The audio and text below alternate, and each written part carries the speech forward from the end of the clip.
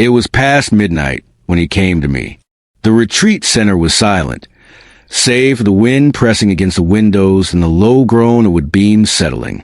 I had just blown out my candle, trying to wrestle my restless thoughts into sleep, when I heard the knock, soft, hesitant, but urgent.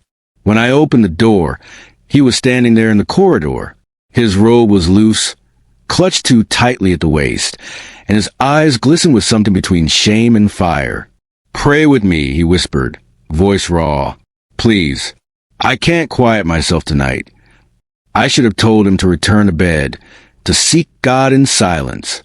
But the way his voice cracked, the way his body seemed to tremble, how could I turn him away? I nodded, and he slipped inside, closing the door behind him. We knelt on the floor. I opened the Psalms with steady hands, though my heart was already unsteady. My voice filled the room in low tones, but his breathing was louder, uneven, catching on every verse like a man drowning in water too shallow to save him. When I touched his shoulder, intending to steady him, he flinched, not from rejection, but from something else, something deeper. I pressed my palm gently into his back, whispering, "Be still." He bent lower, forehead to floor, the robe slipping from his shoulders as though even fabric could not hold him tonight. The Psalms rolled from my lips, but they no longer felt like prayer. They felt like a rhythm binding us together. His body shook with each line, and every tremor traveled through me. "Do you want forgiveness?" I asked. "Yes." His voice broke. "But not just forgiveness. He trailed off, fists tight against the floorboards. I leaned closer, my breath brushing the nape of his neck. "What do you need?" He turned his head just enough for me to see the torment in his eyes. "Discipline," he whispered. "Release." The word hung heavy in the room. "Discipline?" I echoed, unsure if I'd heard right. He swallowed, eyes darting to floor. "I don't need soft words. I don't need pity. I need something that burns the guilt out of me." His voice lowered further. "I need a spanking." Silence thickened. The word lingered like smoke, dangerous and sweet. My pulse hammered in my throat.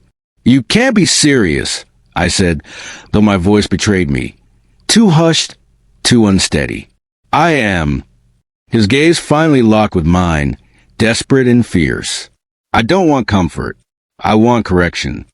I want to be broken open." Something inside me snapped.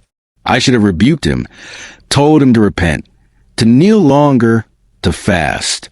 But instead, I reached for his chin, tilting his face toward me. His lips parted in a trembling breath. "Are you certain?" I asked. His nod was fevered. "Yes." I don't remember moving, only the heat of him as I pulled him closer. The robe slipped further, and the room seemed to shrink to nothing but his body and my hand. I raised it, hesitated for the briefest second, then brought it down against him. The sound cracked the silence. His gasp followed, half agony, half ecstasy. Again, louder this time. His body arched, straining, yet leaning into it, as though each strike released something he'd been carrying for years. I whispered psalms between each one, my voice low, fierce, holy and unholy all at once. "Create in me a clean heart, O God, strike, and renew a right spirit within me." Strike. His hands clutched the floorboards. His breath came ragged, every exhale a confession. Yes, more. The rhythm became its own liturgy. My hand, his gasp, the thundering silence that followed. His body trembled. Yet there was peace in it, a strange surrender that felt like worship. And I realized then, this was not punishment. It was release. When it was done, he collapsed forward, cheek against the wood, chest heaving. I rested a hand on his back, steadying him, grounding him. He turned his face toward me, eyes wet, lips parted in a broken smile. "Thank you," he whispered. I brushed his hair back, my own hand shaking. "For what?" "For seeing me. For giving me what I couldn't ask anyone else."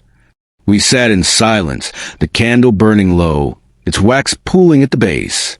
The night outside was endless, but inside that room, time had stopped. He leaned against me, robe loose, body warm, and for the first time I understood, some prayers are spoken with words, others with gasps, with trembling, with the sharp sound of flesh meeting flesh. And both, in their own way, reach heaven.